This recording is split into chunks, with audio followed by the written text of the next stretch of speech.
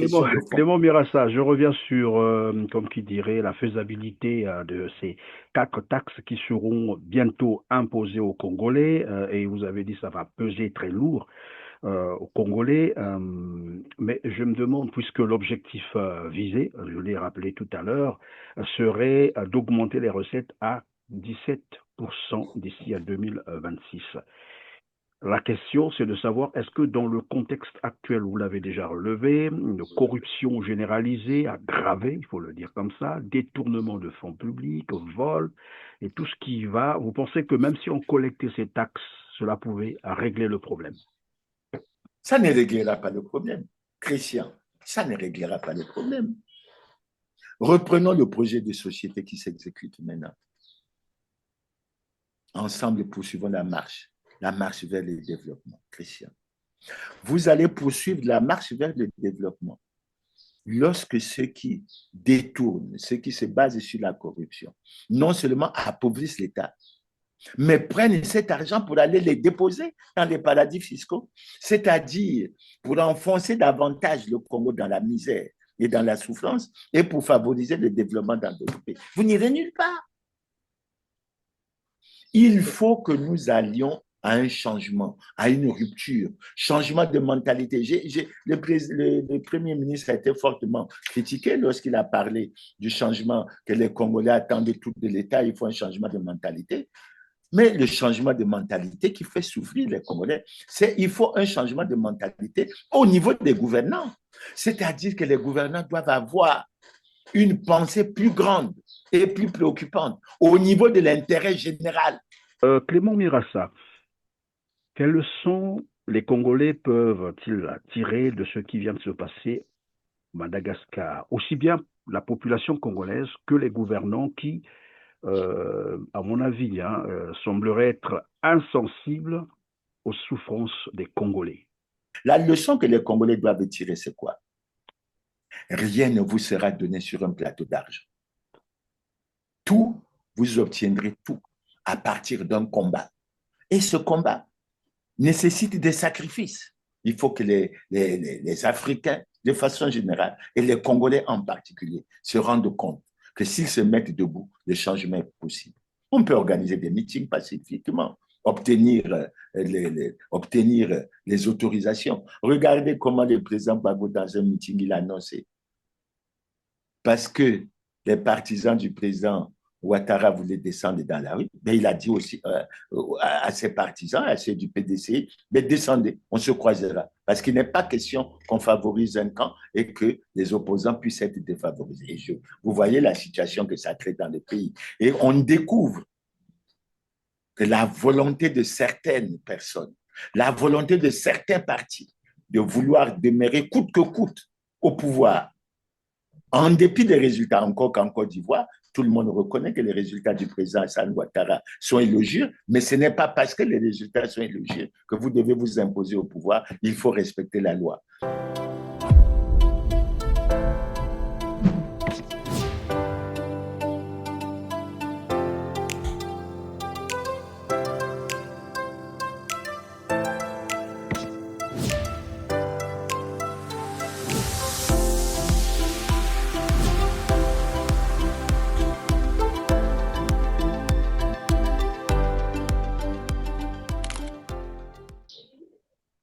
Mesdames, Messieurs, bonjour, ravi de vous retrouver sur R7 en compagnie de Clément Mirassa qui n'est plus à présenter, mais pour ceux qui le découvrent, il est président du Rassemblement des forces du changement. Bonjour Clément. Bonjour Christian. Merci encore pour cette occasion qui m'est offerte d'échanger avec R7 sur l'actualité nationale, l'actualité internationale. Merci. Merci donc de vous joindre à nous pour évidemment passer en revue l'actualité aussi nationale, donc l'actualité congolaise et l'actualité internationale, mais on va se focaliser sur ce qui vient de se passer au Madagascar. La situation, vous la connaissez déjà, la dictature malgache est tombée, le président Andry Rajoelina a été exfiltré par la France après s'être réfugié à l'ambassade de France à Antananarivo. Avant de vous faire réagir, je vais proposer à nos téléspectateurs un reportage relatif bien sûr aux manifestations qui ont conduit à ce départ d'Andry Rajolina. Suivez. Nous exhortons tous les Malgaches, sans distinction, et nous tous, membres des forces armées, à coopérer pour protéger les biens communs afin d'éviter tout pillage. La CAPSAT qui rejoignait hier à la surprise générale les manifestants avec un appel à la désobéissance refusaient d'ouvrir le feu sur la jeunesse malgache après les 22 morts recensés depuis le début de la contestation. Pour ceux qui utilisent la force contre le peuple, qu'ils arrêtent. Parce que nous, les militaires qui revêtons l'uniforme, nous nous levons pour le peuple. Et ce même corps d'armée appelait également au blocage à l'aéroport de tous les vols en partance, y compris ceux des personnalités. En attendant, la jeunesse qui réclamait au départ la fin des coupures d'eau et d'électricité a le sentiment aujourd'hui de se sentir un peu moins seul. On nous a toujours pris comme des personnes qui ne sont pas matures. Et aujourd'hui, ça a été prouvé qu'avec les jeunes, on peut agir, on peut faire quelque chose. Policiers et gendarmes ont pris tour à tour la parole ce matin pour envoyer un signal d'apaisement, à commencer par la gendarmerie, tenue pour responsable de la répression meurtrière. Elle reconnaît certains abus, affirme avoir pris des mesures et appelle toutes les forces armées à œuvrer ensemble. Alors, Clément Mirassa, tout est parti d'une manifestation contre le manque d'eau potable, de l'électricité stable, manifestation que le gouvernement a tenté d'ailleurs de réprimer dans le sang, alors que la population revendiquait, j'allais dire, des fondamentaux, l'eau potable et l'électricité.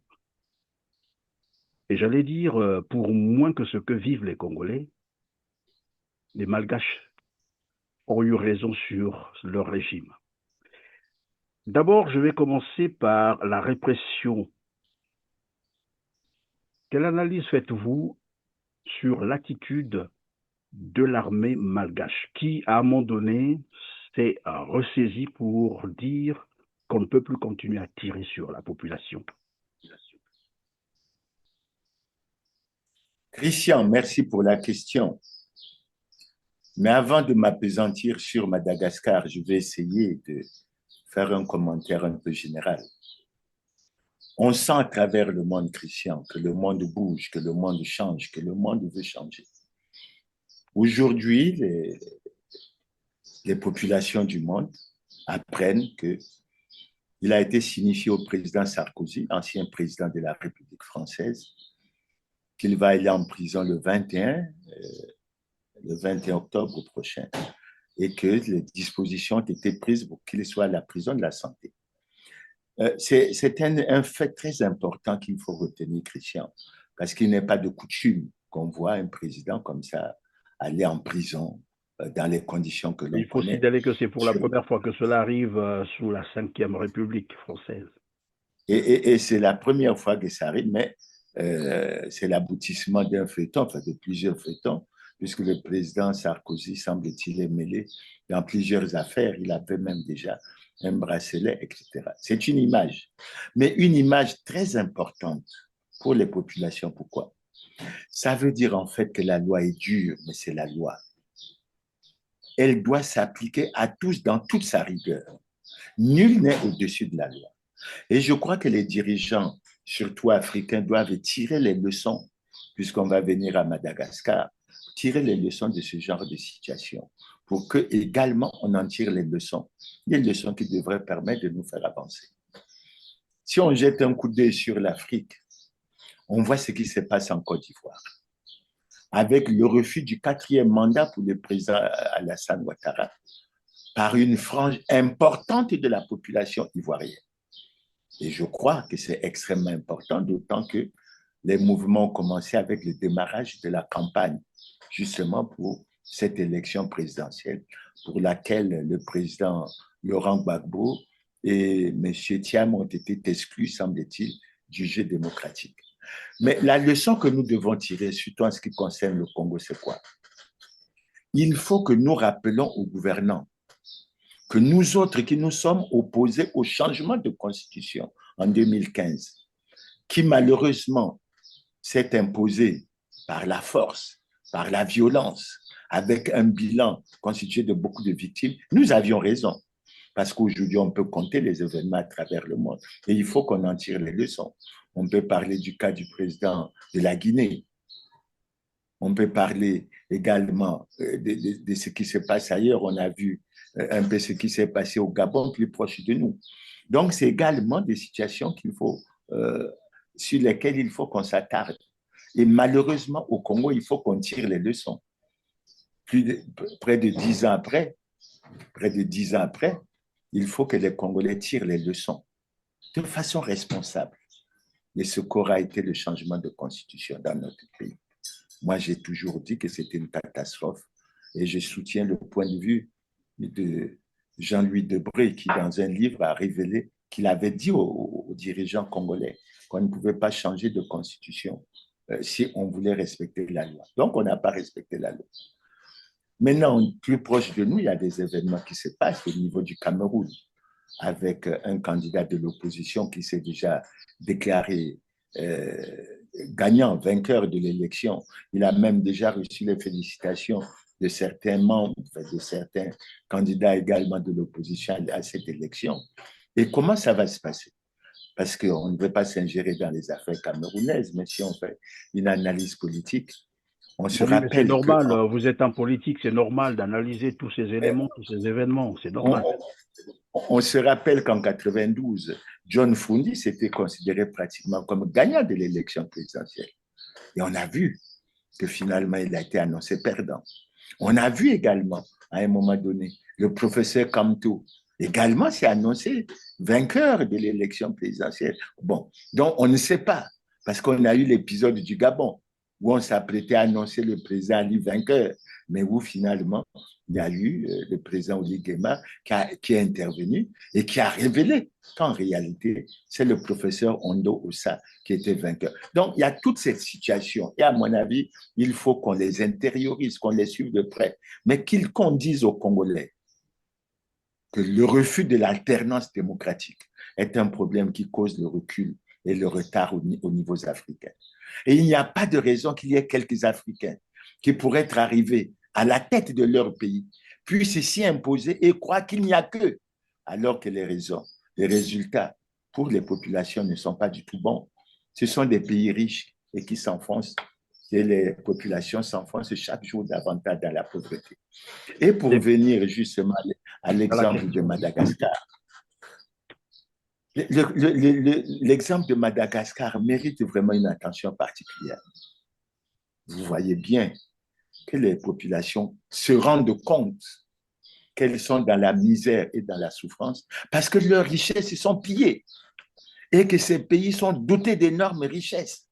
Et il n'y a pas de raison que pour un produit comme l'eau c'est la vie. Et il y a des pays qui, 65 ans après l'indépendance, n'ont pas d'eau.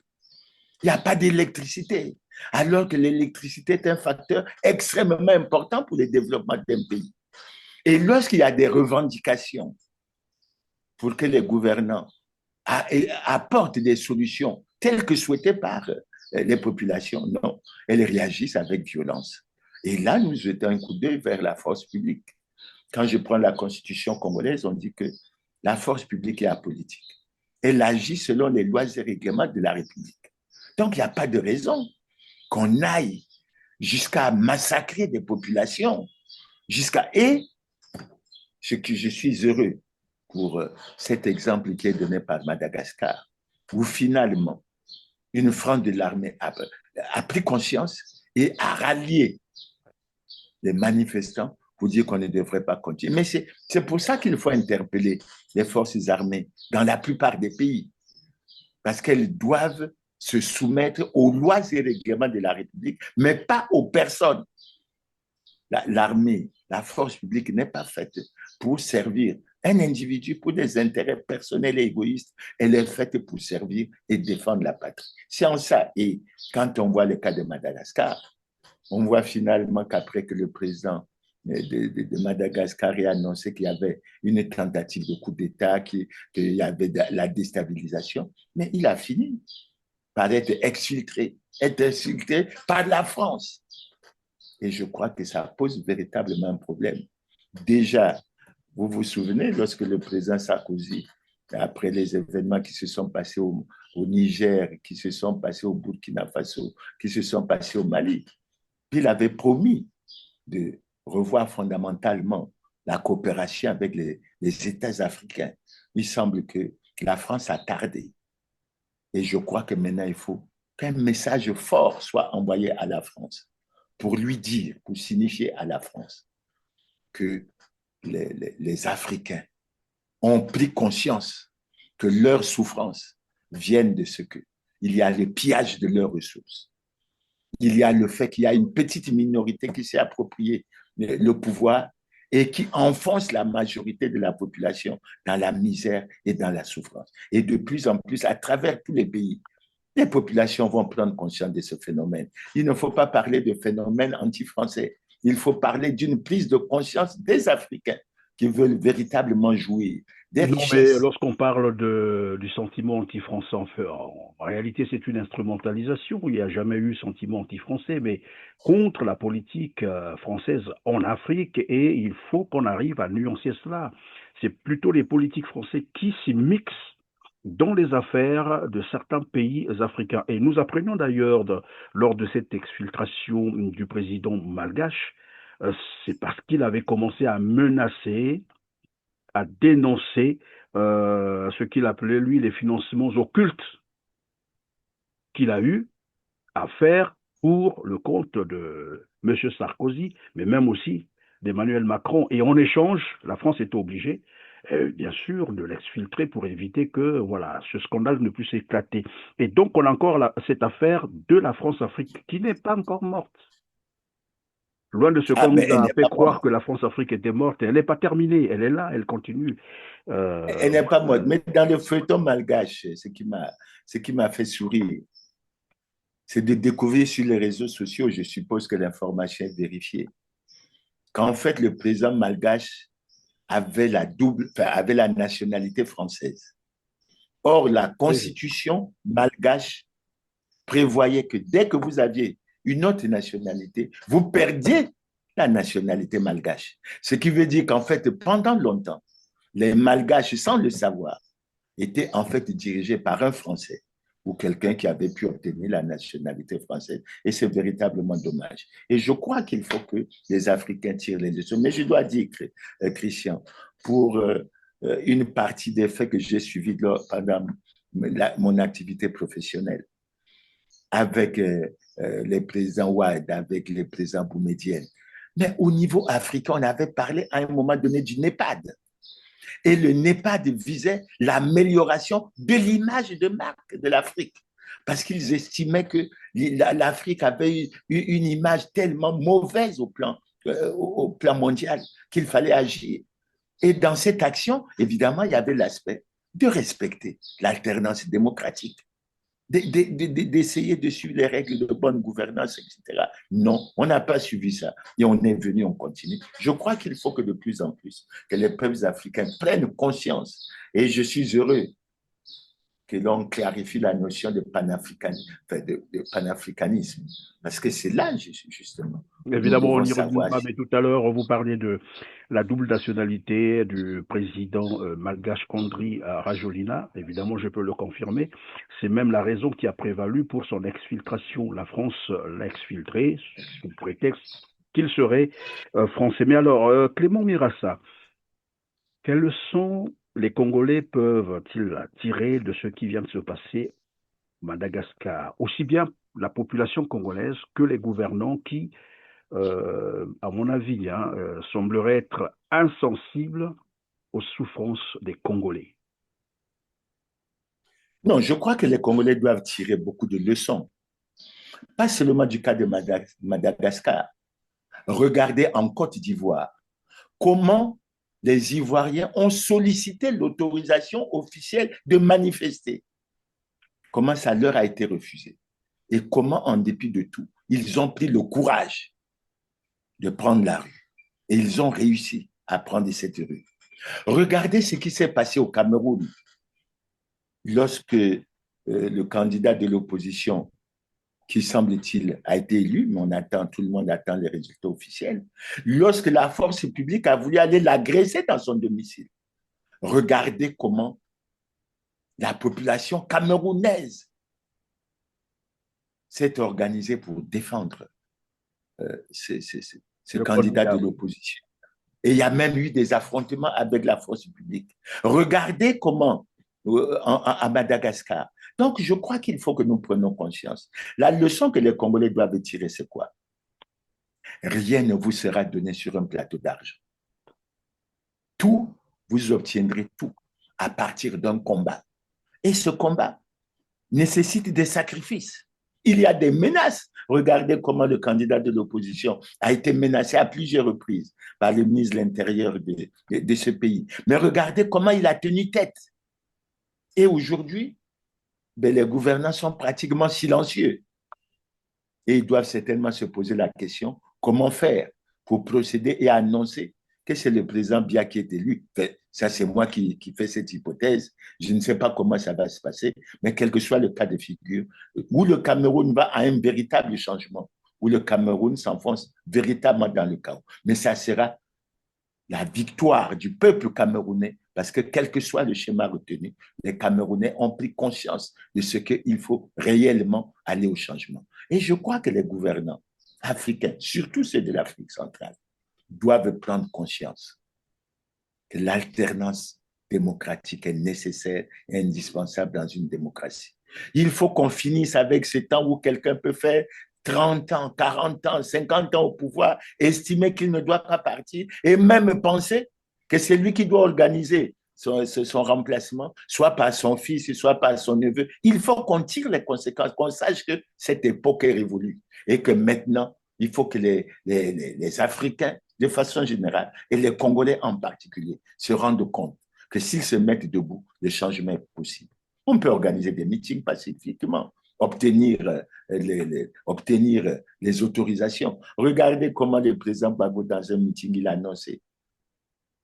Parce que les partisans du président Ouattara voulaient descendre dans la rue, mais il a dit aussi à ses partisans, à ceux du PDC, mais descendez, on se croisera. Parce qu'il n'est pas question qu'on favorise un camp et que les opposants puissent être défavorisés. Vous voyez la situation que ça crée dans le pays. Et on découvre que la volonté de certaines personnes, la volonté de certains partis de vouloir demeurer coûte que coûte au pouvoir, en dépit des résultats, encore qu'en Côte d'Ivoire, tout le monde reconnaît que les résultats du président Alassane Ouattara sont élogieux, mais ce n'est pas parce que les résultats sont élogieux que vous devez vous imposer au pouvoir. Il faut respecter la loi. Et c'est le président Gbagbo qui a dit, la démocratie, c'est d'abord le respect des textes, à commencer par la grande des normes en droit qu'est la Constitution. Qui ne respecte pas la Constitution n'est pas démocrate. Voilà un peu qui ne respecte pas la Constitution, qui ne respecte pas la Constitution n'est pas démocrate. Mais Clément Mirassa, vous venez là de citer l'exemple de la Côte d'Ivoire, où on a vu les opposants, vous avez cité Laurent Gbagbo et les autres, qui, malgré l'interdiction de tenir leurs manifestations, l'ont fait quand même. Et comment est-ce que le rassemblement des forces du changement entend profiter de ces expériences au Congo? Vous pensez que cela est possible? Nous avons dit que nous voulons avoir, et je crois qu'on va s'organiser pour démarrer ce genre d'action, nous voulons avoir une certaine complicité avec le peuple. Et le peuple doit se rendre compte que ce qui est déterminant dans tous ces pays, c'est que le peuple soit debout. C'est vrai, on peut demander que les dirigeants que nous sommes lançons des mots d'ordre, etc. Encore qu'en ce qui nous concerne, nous privilégions l'aspect légaliste. Parce que le droit de manifestation est un droit constitutionnel. On ne devrait pas l'interdire. Et à mon avis, je crois qu'il faut que nous avancions, que nous allions et que nous expliquions. Je crois que déjà au niveau des réseaux sociaux, vous nous y avez beaucoup aidé. Quand je prends le cas du Congo, même si la population n'est pas sortie dans la rue, mais la déconfiture, sinon l'humiliation que nous avons subie à l'UNESCO devrait faire tirer les leçons aux gouvernants de ce pays et de se rendre compte qu'effectivement les gens, parce que se rendre compte au niveau de l'État qui a soutenu un compatriote, que sur 57 voix, nous n'en avons eu que 2, je crois que ça fait réfléchir. Et je crois que ça nécessite une remise en cause. À propos de ces résultats, Clément Mirassa, quelle lecture faites-vous de la diplomatie congolaise, finalement? Ah ben, elle a échoué. Je crois qu'elle n'a pas de vision. Et c'est clair. C'est l'illustration frappante de ce que la démocratie congolaise a échoué. Dans tous les cas, quand nous voyons sur les réseaux sociaux la situation de nos ambassades, etc., et la manière dont le personnel est nommé, il y a beaucoup de problèmes. Des problèmes financiers, etc. La diplomatie congolaise est au plus bas. Et je pense qu'il faudrait la revoir fondamentalement sur tous les niveaux, y compris au niveau des personnes, y compris au niveau de l'organisation, au niveau de l'approche, au niveau de la vision stratégique. Moi, j'aime bien, enfin, je cite un exemple, j'aime bien cette affaire au niveau de la France qu'on suit de temps en temps, où il y a une conférence chaque année entre le président de la République et les ambassadeurs. Et je crois que c'est très important qu'on y arrive. Mais ça veut dire que il faut résoudre le problème que le président Ouabi tenait à cœur. L'homme qu'il faut à la place qu'il faut. C'est pas parce qu'on dit ambassade qu'on doit remplir des cousins, des parents, comme pour dire chacun à sa part. Mais il faut qu'on tienne compte de la compétence, qu'on tienne compte d'un certain nombre de réalités. Il faut que nous agissions pour qu'au niveau financier, nous défendons notre image au niveau extérieur, etc., et que nous ne soyons pas dans la situation que nous connaissons aujourd'hui. Donc, certains observateurs de la vie politique congolaise estiment que le Congo est désormais isolé sur la scène internationale par rapport à ces résultats. Partagez cela? Ben, nous sommes isolés, Christian. Nous sommes isolés. Je peux concevoir que notre compatriote Matouko n'ait pas été élu directeur général de l'UNESCO. Mais que le Congo n'ait que 2 voix, non. Ça, c'est vraiment l'échec. L'échec de la diplomatie, l'échec du président Sassou et l'échec du Parti congolais du travail. C'est clair et net. Je crois que là, c'est la démonstration par la preuve. Nous n'avons pas vraiment à discuter ou à tergiverser là-dessus. Je reviens sur la mobilisation que vous faisiez état tout à l'heure, hein, du RFC sur le terrain, en prenant bien sûr les exemples sur la Côte d'Ivoire, mais nous savons également ce qui est en train de se passer actuellement. Je fais allusion à l'opération Zéro bébé noir. Bon, nous l'avons déjà dit et redit sur ce plateau, nous ne défendons pas les bébés noirs. C'est des criminels, ils ont commis la terreur, ils ont entretenu la terreur, tout le monde le sait, et que ces criminels doivent être punis, arrêtés, présentés devant la justice et être condamnés à la proportionnelle, bien sûr, de leurs actes. Et moi, j'évoque cela justement pour vous poser la question de savoir si cette opération qui, en réalité, dénote d'une terreur, je dis bien terreur, mais vraiment, je ne sais pas à quel degré le qualifier, et vous pensez que dans cette ambiance, dans ce contexte, nous sommes quand même à quelques mois de l'élection présidentielle, la prochaine élection présidentielle 2026. D'abord, quel commentaire faites-vous de cette opération qui intervient à quelques mois de l'élection présidentielle 2026? Merci Christian pour ta question. Mais avant d'y répondre, je vais d'abord essayer d'évoquer un fait de société. La mort de M. Alain Koumou au Bambi, pour laquelle nous avons eu l'occasion de suivre la reconstitution des faits. Ça vous donne la chair de poule. Ça vous fait croire qu'en réalité, nous n'avons pas de sécurité. Et je le dis d'autant que lorsqu'on a parlé de ce décès au moment de la reconstitution, on découvre que dans le groupe des assassins, il y a des militaires. On découvre que dans le groupe des assassins, il y a quelqu'un qui, en 2021, a participé à un assassinat du secrétaire général du département de la Bouenza, qui a été jugé en 2002, en 2022, condamné à la prison à perpétuité à Madingou. Et il faut signaler que le ministre de la Justice avait même assisté à ce procès-là.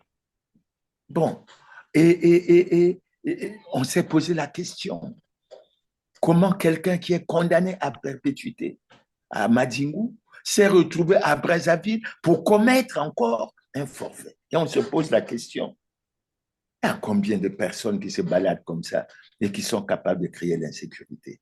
Oui, pardon Clément de vous arrêter comme ça, mais c'est un petit détail très important. Bon, les évasions encore, il y en a, hein, ça existe partout, hein, même aux États-Unis. En France, il y a des évasions, ça arrive. Mais la question qu'on se pose, pourquoi lorsqu'il y a eu cette évasion, pourquoi, je ne sais pas s'il faut parler de l'administration carcérale, n'avait jamais lancé, comme qui dirait, un avis de recherche? C'est ce que j'englobe quand je dis que nous sommes en insécurité. Maintenant, revenons à l'opération que tu évoques. Ben, on se retrouve dans une société fracturée en deux. La société congolaise aujourd'hui est fracturée en deux.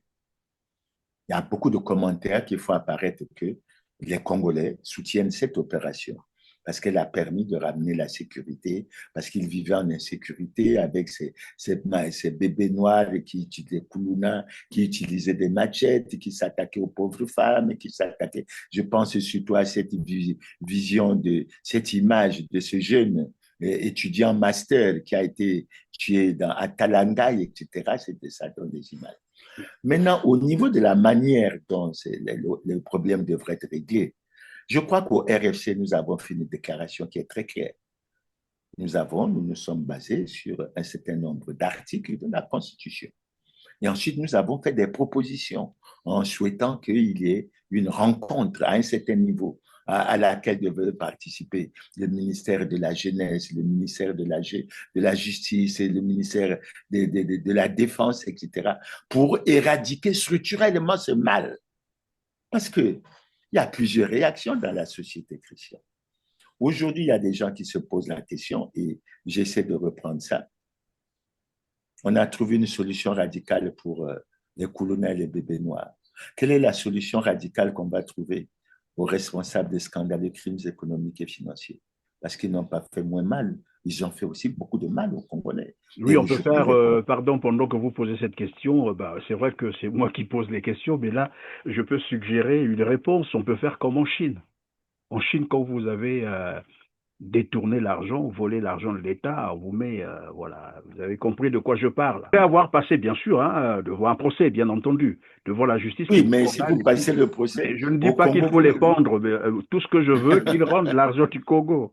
Voilà, c'est tout. Oui, mais l'exemple type, quand on se réfère à la Chine, notamment cet exemple du ministre, de l'ancien ministre de l'Agriculture, ancien gouverneur d'une province, c'est que pour avoir détourné l'équivalent de pratiquement 32 milliards de francs CFA, il a été condamné à mort.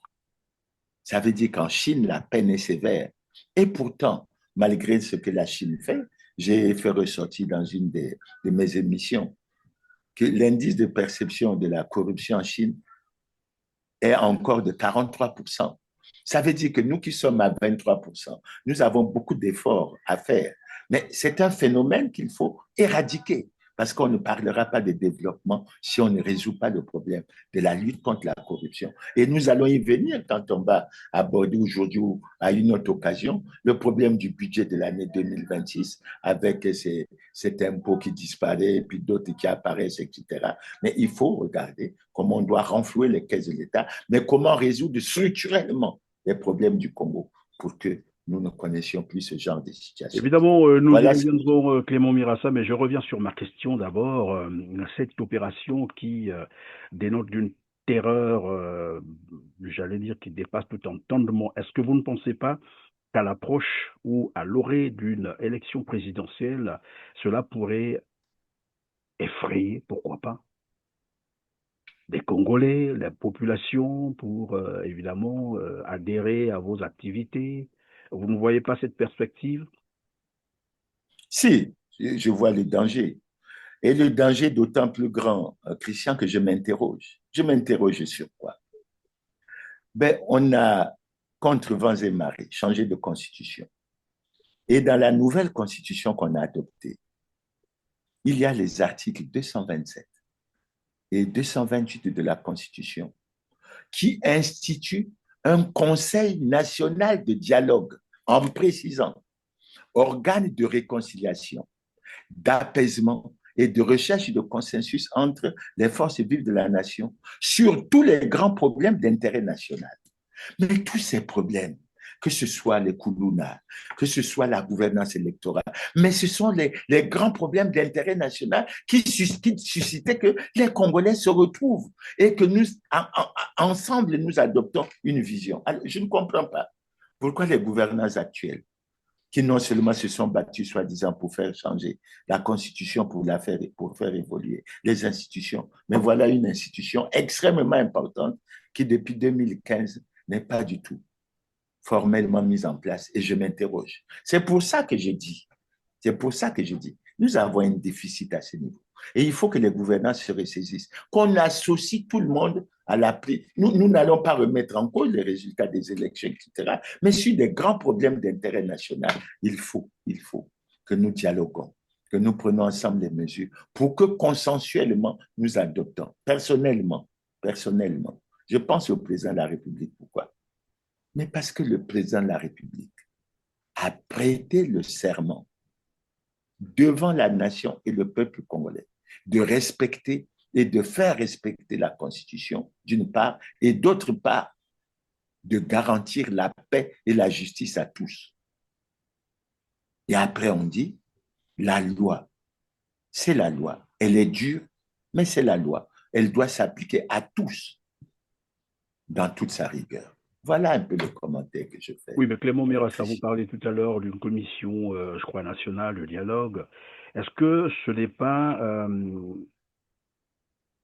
pour cela que le gouvernement congolais vient de dévancer en nommant une commission, je crois, disons les commissions, oui, au comité ad hoc de suivi des recommandations du dialogue national de 2015. On fait là allusion à quel dialogue? De Sibiti, c'est ça? Christian, je suis préoccupé par cette démarche. J'ai le texte sous les yeux qui nomme 3 personnalités dans ce comité ad hoc. Et j'ai pris quelques notes pour que les Congolais me pardonnent. J'ai pris quelques notes parce que lorsqu'on parle de ce comité, initialement, il était soi-disant intitulé parce qu'il est créé en 2015 au sorti du dialogue de Sibiti. Mais il faut rappeler à l'opinion nationale et internationale que l'opposition avait organisé un contre-dialogue, celui de Diatta.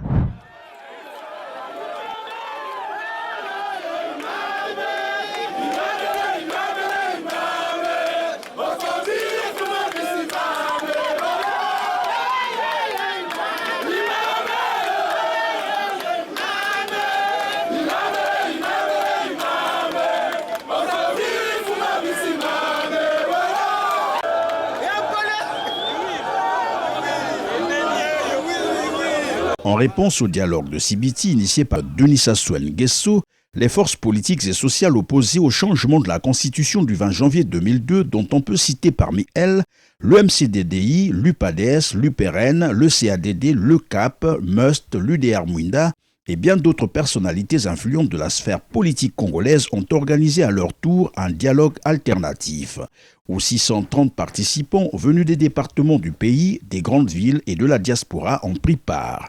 Un dialogue qui s'est tenu au siège de l'UPADS, à Diatta, un quartier sud de Brazzaville, suite au refus opposé par l'administration congolaise de céder le palais des congrès.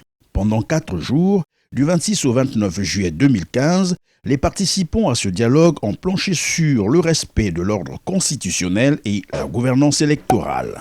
Après la cérémonie d'ouverture, les travaux en commission et les plénières, la clôture est intervenue ce 29 juillet 2015 à 16h30 ou presque, par la lecture de quelques recommandations prises au cours de ce dialogue et le communiqué final.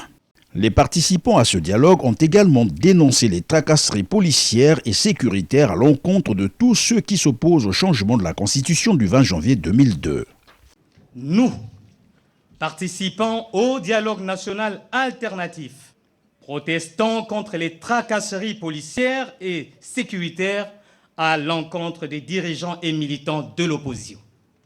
Outre les recommandations, un appel a été lancé au peuple congolais, l'appel de Diatta, non tiré du quartier qui a abrité le dialogue alternatif.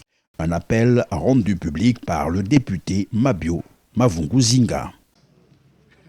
Nous, participants au dialogue national alternatif sur le respect de l'ordre constitutionnel et l'alternance politique démocratique en 2016, 1.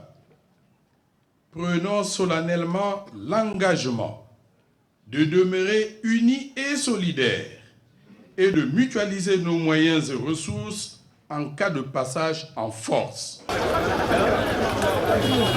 Et nous avons, parce que j'ai pris part au dialogue de l'opposition, et celui de Diatta a fait déposer toutes les conclusions au niveau du ministère de l'Intérieur. Malheureusement, on n'en parle pas alors qu'il y a des propositions intéressantes qui ont été prises. Non, Christian, ce n'est pas sérieux ce qui se passe. Il s'agit de quoi quand on parle du comité ad hoc? Donc, c'est une structure qui, dit-on, devait suivre les conclusions du dialogue de Sibiti. Et Sibiti s'était penché sur deux volets. Le volet de la gouvernance électorale et le volet des institutions avec le changement de constitution. Et on a ajouté finalement à ce comité qu'il devait suivre les recommandations qui ont été prises à Evo en 2011 et à Doligie en 2013. Si on en parle aujourd'hui, Christian, ça veut dire quoi? C'est le constat de ce que on ne travaille pas dans ces structures. Parce que depuis 2011 et depuis 2013, 2015, il y a des recommandations qui ne sont pas encore appliquées. Si je prends l'année 2015, 10 ans après. C'est pour ça que nous constatons que la gouvernance ne marche pas. En plus, Christian, quand on prend la concertation des voix, j'ai fait le point. 13 recommandations. Quand on prend Doligie, 13 recommandations. Quand on prend Sibiti, en ce qui concerne la gouvernance électorale, 12 recommandations. Mais ce comité, vous savez quelle est sa composition? C'est un comité qui est placé sous la responsabilité d'un commissaire général qui a rang de ministre délégué, qui a sous lui 10 commissaires, 2 représentants de l'administration, 2 représentants de la majorité présidentielle, 2 représentants du centre, 2 représentants de l'opposition. Et ce comité, moi je juge qu'il ne fait absolument rien, de sorte qu'aujourd'hui, Christian, je n'ai pas encore le rapport de cette année. Voilà son grand travail. Il fait des recommandations comme ça. Mais le ridicule, c'est quoi, Christian? C'est que le commissaire général, M. Dominique Bassila, publie ce rapport et nous constatons qu'à chaque publication, il insiste sur un aspect. Il propose qu'on révise la Constitution et qu'on crée un poste de vice-président. Alors, on se demande si c'est parce qu'il n'y a pas de vice-président que le pays est dans la crise. Mais ce qui est plus grave encore, pour M. Dominique Bassila, c'est quoi? C'est que depuis 2015 que ce comité est créé, ce comité n'a jamais réalisé que le président de la République n'est pas en conformité avec la loi. Ce comité n'a jamais réalisé que le Parti congolais du travail n'est pas en conformité avec la loi. Ce comité n'a jamais réalisé que le président de la République n'a pas respecté le serment qu'il a prêté de respecter, de faire respecter la Constitution. Ce comité n'a pas réalisé, dans le cadre du suivi de l'application de la loi sur les partis, que le ministre de l'Intérieur prend des arrêtés dans lesquels il reconnaît des partis qui ne sont pas en conformité avec la loi. Et ce qui me frappe, qui me choque, c'est que M. Bassila est, dit-on, de l'opposition. Il a 2 autres représentants de l'opposition. Ils sont à 3 et leur seul travail, c'est de prendre des documents pour dire que la gouvernance marche bien, ce qui n'est pas vrai, elle ne marche pas bien. Dire que les recommandations sont exécutées, ce n'est pas vrai, elles ne sont pas exécutées et on peut les citer. Et dire qu'il faut qu'on aille à la révision de la Constitution. Comme si le malheur du Congo vient de ce qu'il n'y a pas de poste de vice-président. Le poste de vice-président, ajouterait quoi? Et de ce quoi j'ajoute, Christian, avant que je ne termine et que tu fasses un commentaire. C'est un refus de la réduction du train de vie de l'État. Et je maintiens ce que j'ai déjà dit. Cette structure est inutile parce que dans le domaine de la gouvernance électorale et même du fonctionnement des institutions, nous avons le ministère de l'Intérieur et de la décentralisation. Nous avons la Direction générale des affaires électorales.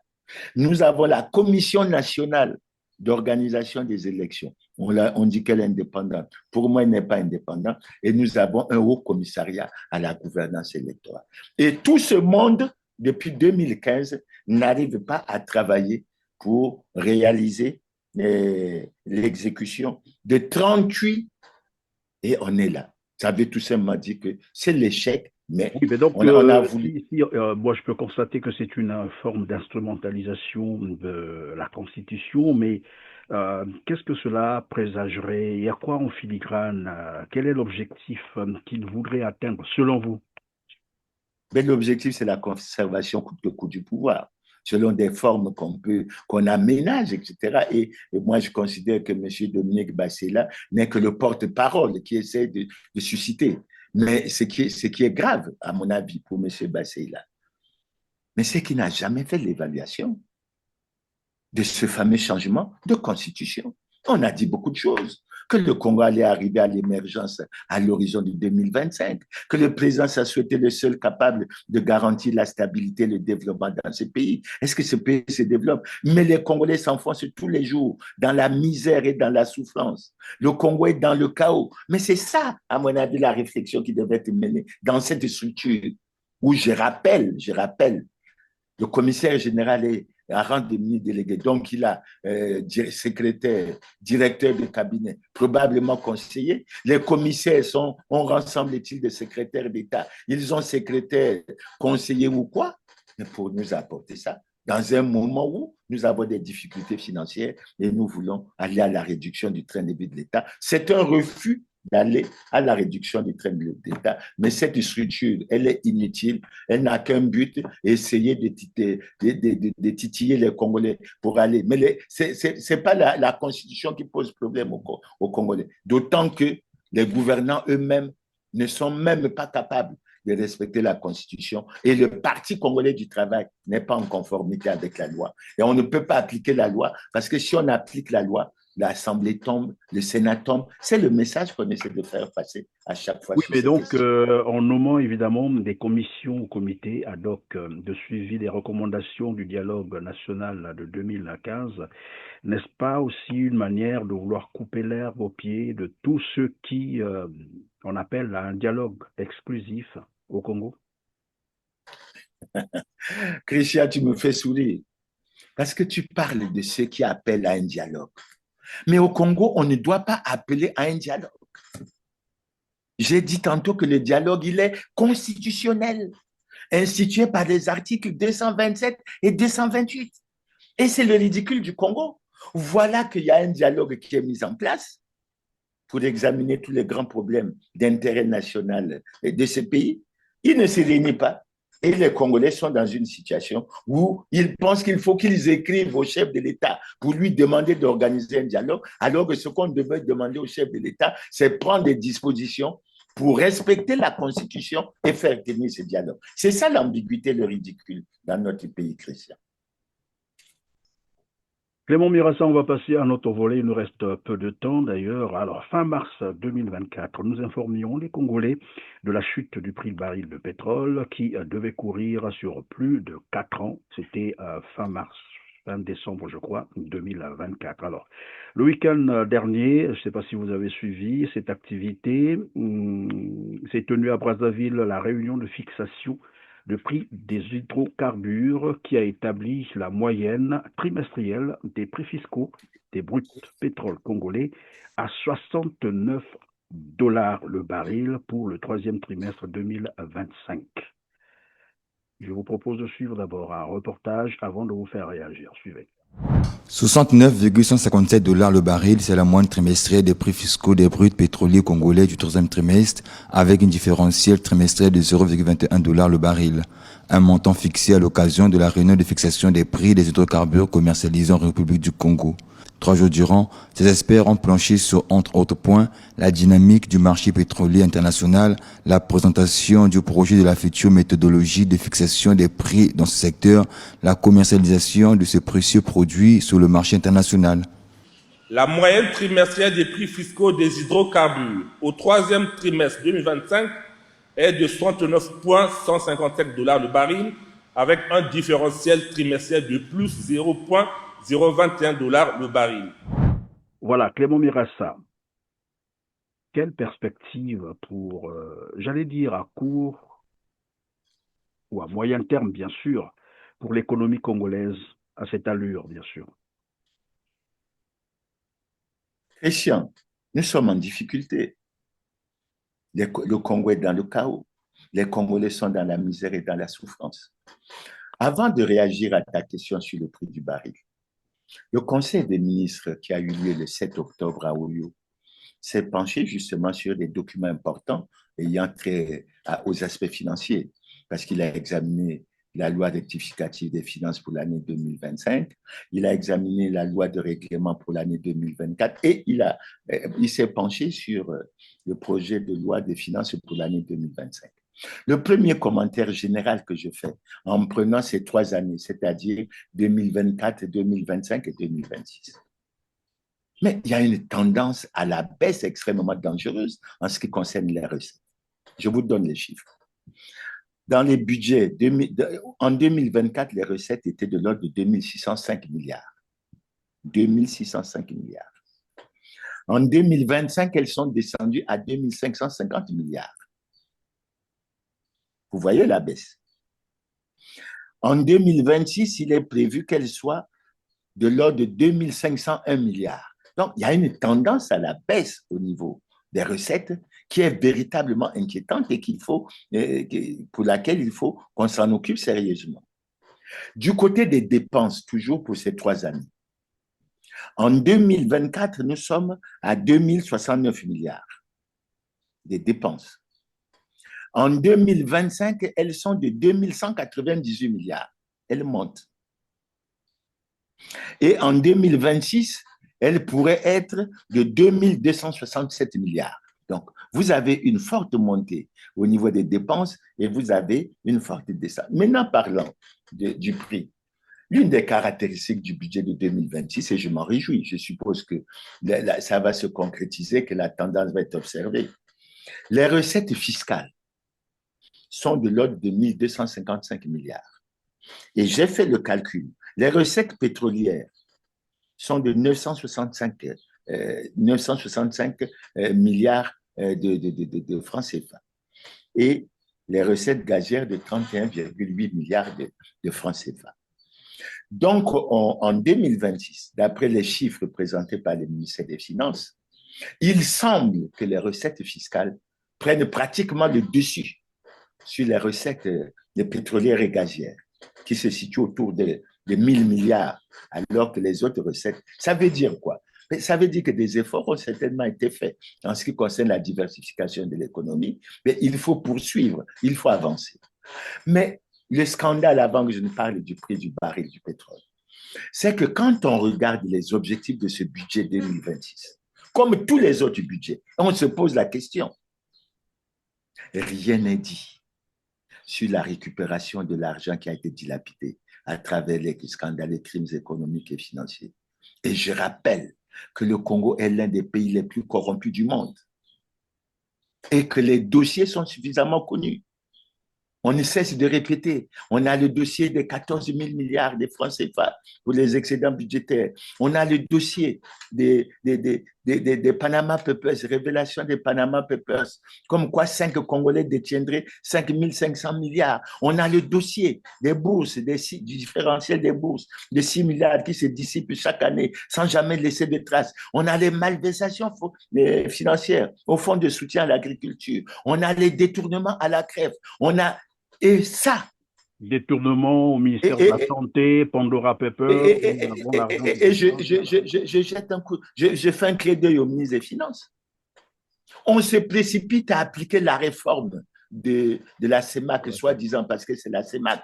Encore qu'il faut noter que la CEMAC, du point de vue de l'analyse politique générale, c'est la région de l'Afrique où les gouvernants mettent le plus de temps au pouvoir, mais où une petite minorité s'accapare de l'essentiel des richesses nationales pour plonger la majorité de la population dans la misère et dans la souffrance. Et ça, ils ne voient pas. Et j'ajoute un autre volet, Christian. La réduction du train de vie de l'État est où? Alphonse Ndongo a fait une enquête dans laquelle il a fait ressortir que les ministres congolais, les ministres simples congolais, étaient les mieux payés d'Afrique. Ils touchaient 10 millions par mois. Est-ce qu'il est normal dans le contexte actuel qu'on ne pense pas à la réduction du train de vie de l'État? Et ce qui m'a choqué en parcourant justement le texte du Conseil des ministres du 7 octobre, Nulle part, il n'est question. Et quand je parle de la réduction du train de vie de l'État, mais la structure du comité ad hoc, qu'on vient d'évoquer, elle doit disparaître. Elle ne sert pratiquement à rien si on veut gérer les choses avec rigueur et avec un certain nombre de choses. Maintenant, l'autre volet, après avoir parlé des scandales et crimes économiques et financiers, après avoir parlé de l'incapacité de ce pouvoir de parler de la réduction du train de vie de l'État, mais il y a quand même quelque chose qui manque. Je ne sais pas si dans le bottin, ça apparaît. Mais le Premier ministre a signé une note mettant un comité qui devait aller, semble-t-il, s'occuper des fonds en déshérence. Mais qu'on en parle maintenant des fonds en déshérence. Puisque là-dedans, il y a les recettes du portefeuille.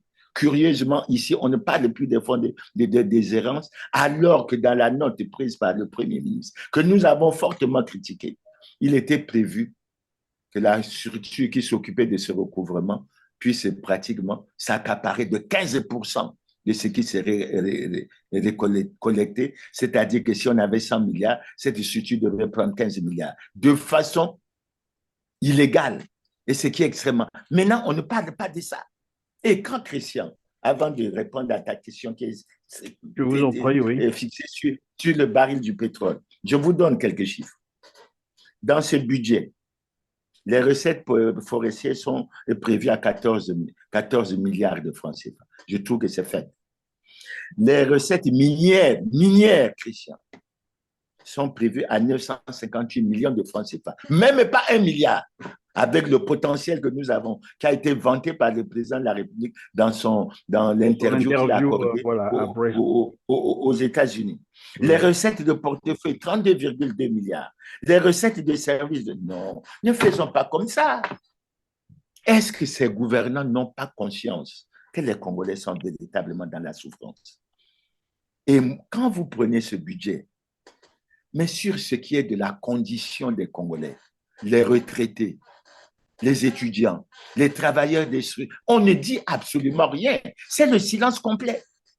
Est-ce que c'est normal? Et j'ose espérer, parce que moi je suis retraité, j'ose espérer que le Conseil des ministres aura adopté, dans le cadre de l'examen de ce budget, le budget de la CREF pour que les besoins de la CREF soient intégrés, que la pension puisse être payée de façon concomitante avec les salaires à partir de 2026, que les gouvernants arrêtent la violation des lois et règlements de la République, parce que le décret numéro 84/892, je crois, d'octobre 1984, a bien dit l'augmentation du traitement entraîne la majoration de la pension et de la rente dans la même proportion. Donc, il est bon que rien que sur cet aspect, qu'à partir du 1er janvier 2026, que les pensions soient alignées à leur niveau normal. Ça veut dire quoi? Ça veut dire que les pensions ne devraient plus être payées à la valeur d'indice du point,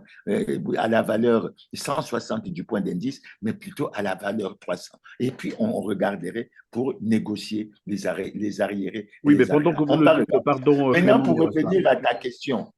Oui. Allô, oui, Christian. Pour revenir à ta question, et je vais finir là-dessus, mais je suis préoccupé. Parce que la réunion qui a précédé à la fixation des prix, mais pour le 3e trimestre, je crois, $69.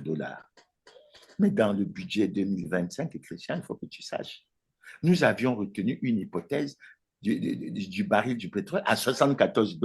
Donc, nous sommes déjà en deçà. Mais pour l'année 2026, Christian, le dollar est prévu à 60, le prix du baril est prévu à $60. Donc, nous ne parlons même pas de 69, nous parlons de 60.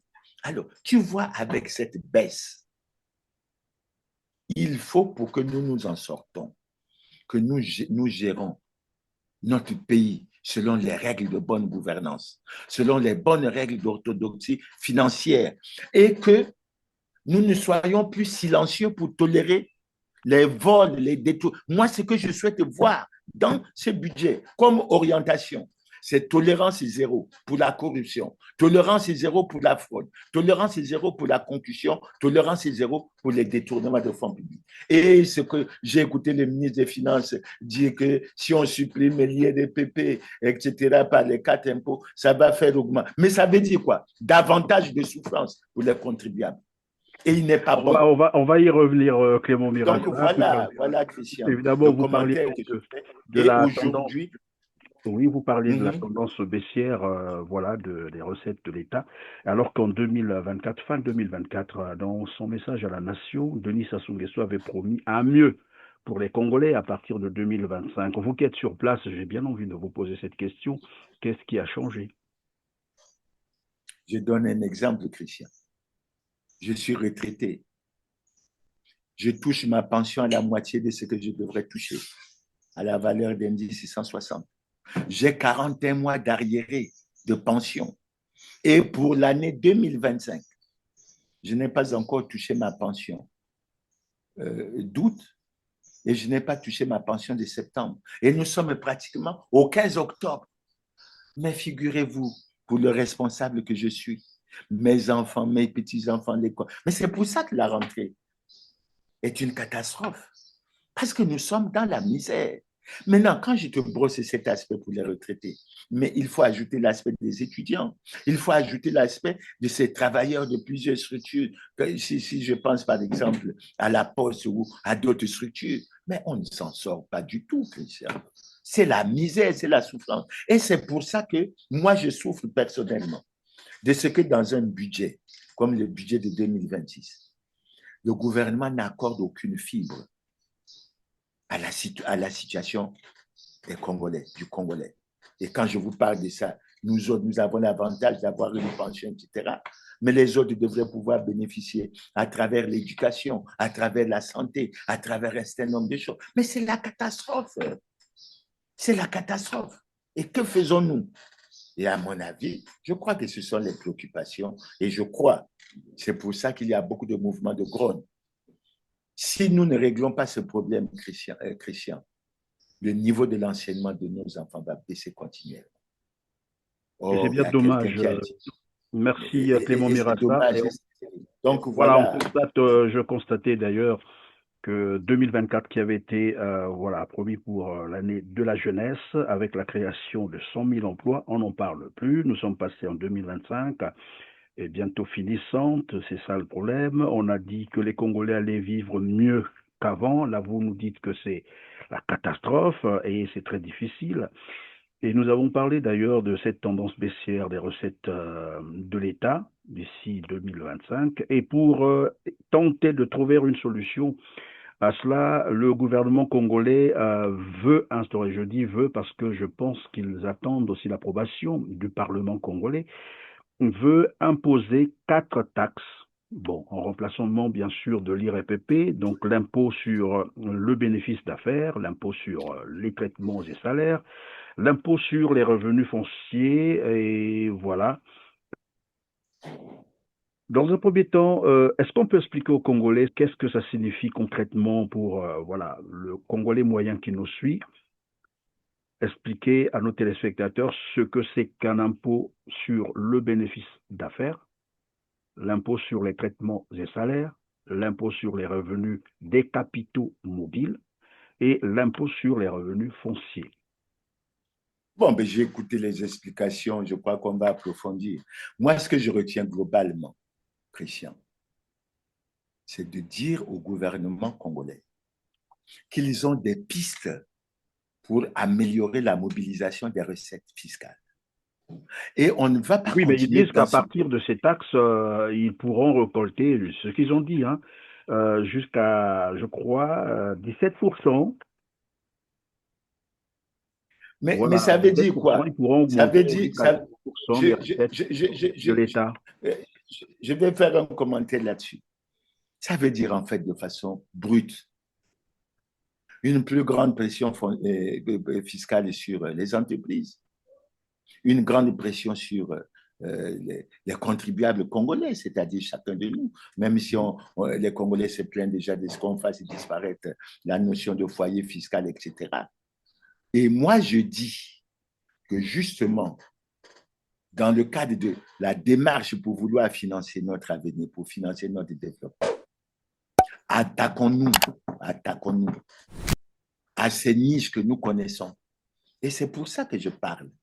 Il faut toucher les gros. Je parle de la réduction du train de vie de l'État. Et moi, je dis, Christian, un ministre, au lieu de gagner 10 millions ou 15 millions, il peut gagner 3 500 000.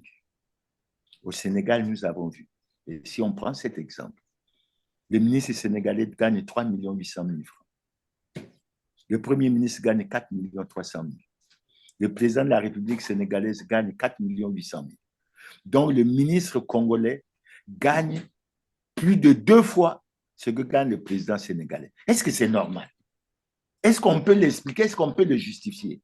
Non imposable en plus. Bon, donc, à mon avis, nous avons conscience que nous avons des défis. Pour relever ces défis, nous avons besoin de beaucoup d'argent. Mais allons taper là où il faut. Et j'espère qu'au niveau de l'Assemblée, quand les députés vont avoir ce dossier, mais qu'ils vont poser véritablement les problèmes. Qui ne connaît pas, Christian, qu'il y a eu le scandale du FIGA? Qui ne connaît pas qu'il y a eu le scandale du Trésor Gate? Qui ne connaît pas que nous avons ce problème que nous traînons, des 14 000 milliards d'excédents budgétaires? Mais on ne peut pas continuer. Et on ne peut pas continuer à plonger les Congolais dans la misère et dans la souffrance pour protéger une minorité qui s'est enrichie sur des bases qui sont fortement reprochables.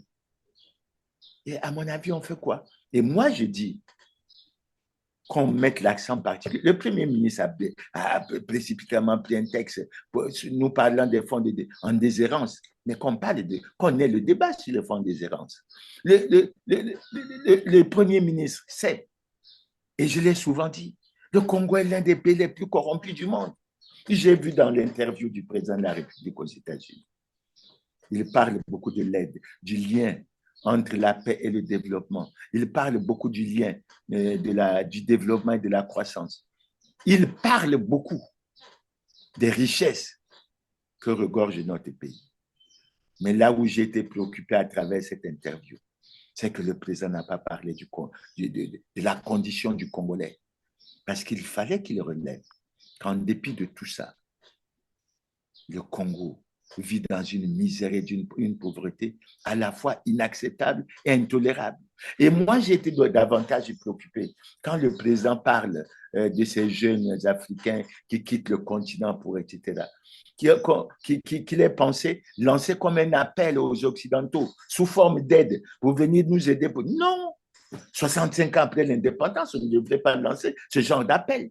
Il faut que nous nous assumons avec les richesses qui sont les nôtres. Et c'est pour ça, Christian, quand tu écoutes les manifestants à Madagascar, quand tu écoutes ce qui s'est passé dans les pays de l'AES, le cri, c'est quoi? Arrêtez de piller nos richesses. Avec ces richesses, nous sommes capables d'améliorer les conditions de vie de nos populations. Pourquoi nous n'y allons pas? Et je crois, et Christian, je vais te faire sourire. Pourquoi ne parle-t-on pas de l'audit des marchés qui ont été passés pendant toutes ces municipalisations accélérées? J'ai pris un exemple sur lequel je reviens souvent quand je suis avec toi.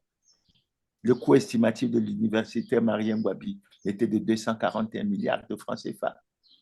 Mais le coût estimatif de la deuxième université de Dakar, inaugurée par le président Macky Sall, c'est 65 milliards de francs CFA.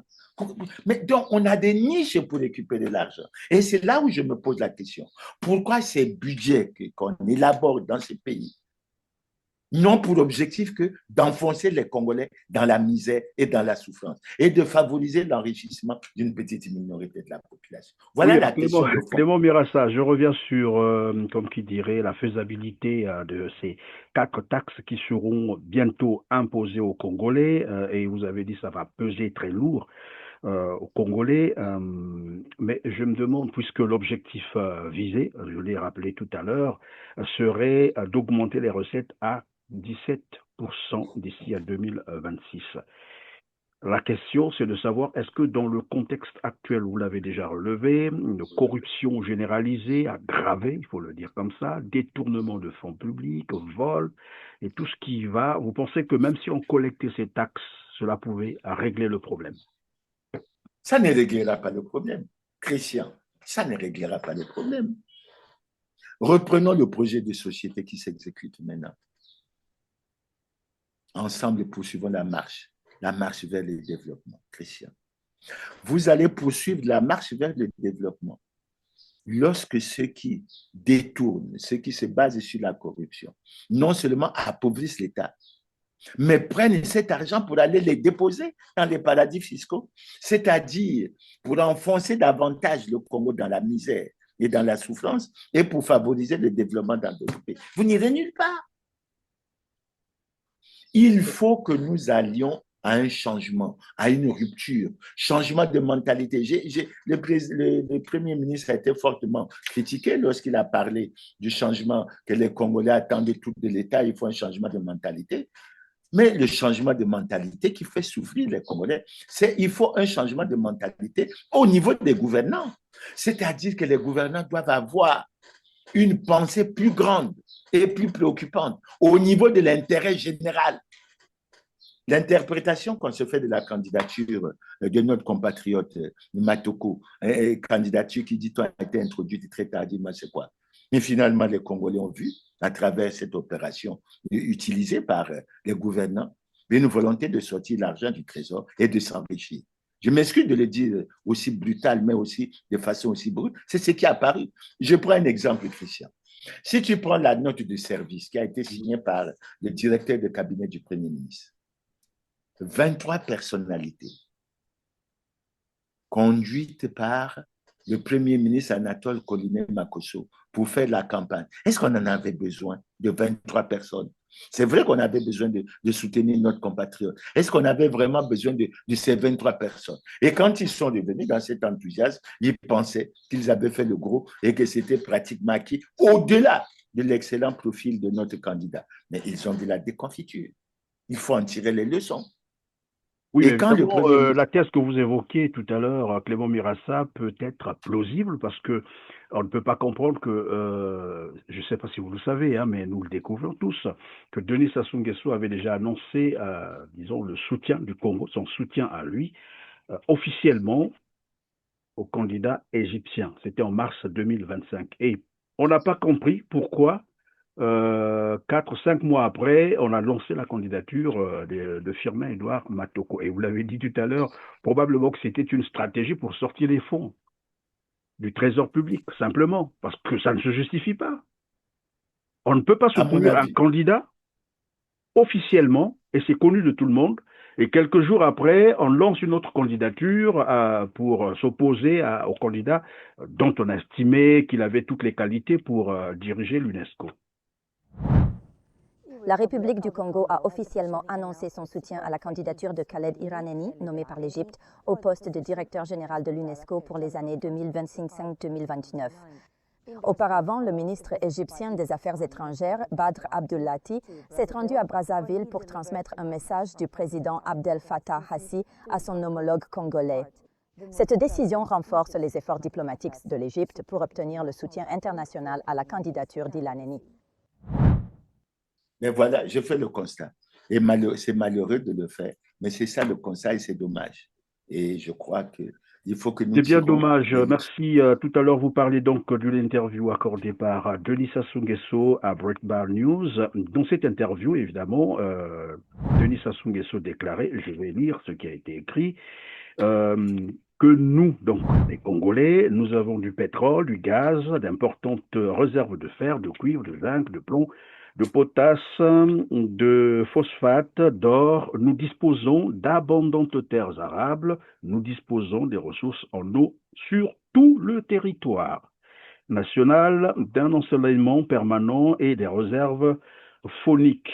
Nous avons de nombreuses ressources et j'en ai sûrement oublié certaines. Alors ma question, comment expliquer qu'une personne aussi consciente de toutes ces richesses que dispose le Congo, Brazzaville, et 42 ans, durant de son pouvoir, son partage n'a même pas pu donner de l'eau potable aux Congolais. Le bilan est fait, c'est une question de mauvaise gouvernance. Et comment faire Mais confiance là, à une telle personne pour un autre mandat, soit dit en passant? bon, je parle, tu me titilles là parce que tu parles de la gouvernance électorale. Ce que j'ai bien apprécié dans cette interview, c'est que le président parle du lien entre la paix et le développement.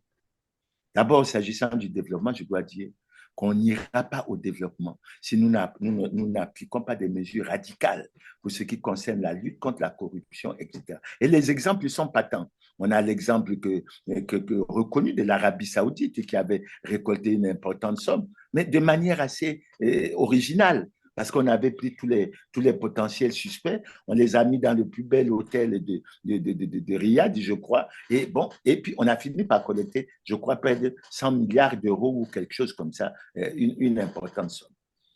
Maintenant, quand on parle de la paix, Christian, nous allons à une élection, mais nous avons des problèmes qui ne sont pas résolus. Le ministre de l'Intérieur a publié des documents reconnaissant des partis. Et on a fait révéler que ces partis ne sont pas conformes à la loi. Qu'est-ce qu'on devait faire? Mais retirer ces textes. Pourquoi on ne le retire pas? On sait, puisqu'on parle de la paix, que le Parti congolais du travail n'est pas en conformité avec la loi. Et selon une loi que la majorité des membres du Parti congolais du travail a adoptée, le Parti congolais du travail a violé les lois et règlements de la République.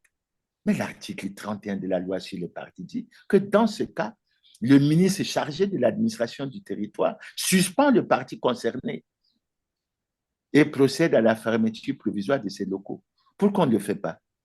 Est-ce qu'on garantit la paix en ne respectant pas la loi? Puis je termine par un aspect également, puisque nous sommes tous Congolais, la conformité du président de la République à la loi. Jusqu'à présent, nous le savons. Et je vous ai dit tantôt que M. Bassila, le commissaire général, avec ses 10 commissaires qui sont chargés de l'exécution ou du suivi des recommandations, mais n'ont jamais relevé que le président de la République n'est pas en conformité avec la loi. Est-ce que c'est sérieux? Est-ce qu'on peut rechercher la paix et ne pas être dans la franchise, etc. Mais non, pour ce que tu dis, mais le Congo est un pays riche, très riche même. Nous avons même dit que lorsqu'on atteint le point d'achèvement de l'initiative du PPT, que le Congo n'était pas pauvre. Très endetté, mais il n'est pas pauvre, il est riche. La communauté internationale nous a fait une concession, mais aujourd'hui, il faut que l'on donne une attention toute particulière. Les Congolais n'ont pas d'eau, les Congolais n'ont pas d'électricité. Et je parle de l'électricité parce que, Christian, quand tu lis cette lettre ouverte, qui nous a été adressé par le collectif des travailleurs de EKRC. Mais tu constates quoi? Mais c'est une mauvaise gouvernance qui est basée sur le maintien à des postes des gens qui sont incompétents. Pourquoi? Dans quel intérêt? Est-ce que c'est pour défendre l'intérêt général ou pour défendre l'intérêt particulier? Comment on fait? Maintenant, je termine l'aspect là-dessus, Christian. Nous avons continué la réflexion pour ce qui est de l'élection, etc. Mais je vais te dire quelque chose qui va te surprendre. En relisant la Constitution, j'ai découvert que la Cour constitutionnelle n'est pas en conformité avec la loi. Et comme il s'agit d'une institution extrêmement forte qui joue un rôle important dans l'organisation des élections, je vais donner la raison. Aucun de ses membres qui a prêté serment et qui a été installé en 2023 n'a déclaré son patrimoine conformément à la loi. Et il devait le déclarer lors de la prise de fonction. À quelle élection nous nous attendons? Je continue. Le Conseil supérieur de la liberté de communication, qui suit les aspects très importants, qui d'ailleurs a commencé à suivre l'aspect sur les médias, les réseaux sociaux, parce qu'il semble que ça dérange les gens. Mais ils sont installés, ils ont été installés. Mais aucun d'eux n'a déclaré son patrimoine. Ils ne sont pas en conformité avec la loi. J'ai jeté un regard sur la situation du président, le premier président de la Cour suprême. Pourquoi? Mais parce que c'est lui qui est le président de la Commission nationale d'organisation des élections. Et là aussi, je me suis rendu compte que le premier président de la Cour suprême a été installé en 2018. Il n'a pas, lors de son installation, il n'a pas déclaré son patrimoine. Ça veut dire quoi? Que le président de la Commission nationale d'organisation des élections n'est pas en conformité avec la loi. C'est pour conclure à quoi, Christian? Le Congo est en train de tout mettre en œuvre pour organiser une élection hors la loi. Et pourtant, le président s'assoit à déclarer, j'aime revenir sur ces déclarations, lors d'un meeting auquel j'ai participé en tant que membre de l'URD, l'Union pour la République et la démocratie, lorsqu'il a dit, cependant est vrai le fait que je ne pourrais accepter que la Constitution soit violée. Lorsque la Constitution est violée, les démocrates ne doivent pas l'accepter. J'insiste pour dire que nous n'accepterons pas que soient organisées dans notre pays des élections hors la loi. Et je rappelle aux gouvernants et je rappelle au peuple congolais que tout ce qui s'organise maintenant, c'est pratiquement la préparation et l'organisation d'une élection hors la loi. Et je crois que nous aurons l'occasion d'y revenir. C'est bien dommage, le Congo, c'est finalement un pays sous un régime politique qu'on appellerait la kakistocratie.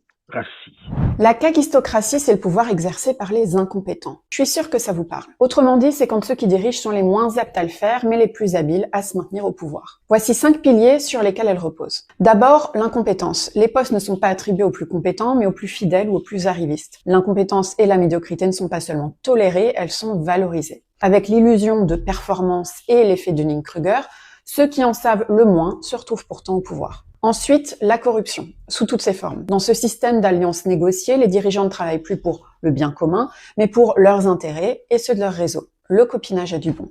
Troisième pilier, l'affaiblissement des contre-pouvoirs et des voix dissidentes.